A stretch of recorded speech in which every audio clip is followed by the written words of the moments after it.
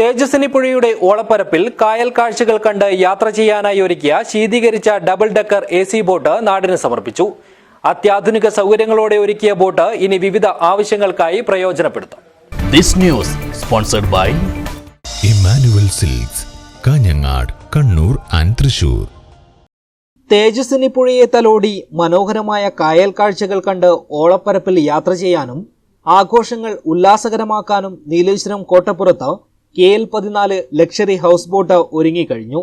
ശീതീകരിച്ച double decker AC boat കോട്ടപ്പുറത്ത് വെച്ച് Nileshwaram municipal chairperson TV Shantha, Thrikaripur panchayat president VK Bava, Padanna panchayat president PV Muhammad Aslam എന്നിവർ ചേർന്ന് ഉദ്ഘാടനം ചെയ്തു. ഇതിന്റെ ഭാഗമാക്കാൻ വേണ്ടി തീരുമാനിച്ചത് അതിന് എല്ലാവിധ വിജയങ്ങളും ആശംസിക്കുന്നു.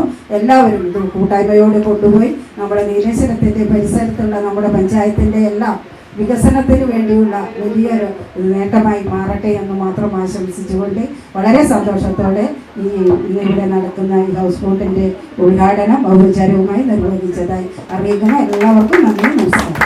ശീതീകരിച്ച 2 ലക്ഷറി ബെഡ്റൂമുകളും മുകൾ തട്ടിൽ സ്പേഷ്യസ് ഡൈനിങ് ഹാള്, ലക്ഷറി ഇരിപ്പിടങ്ങൾ എന്നിവയും ഒരുക്കിയിട്ടുണ്ട്.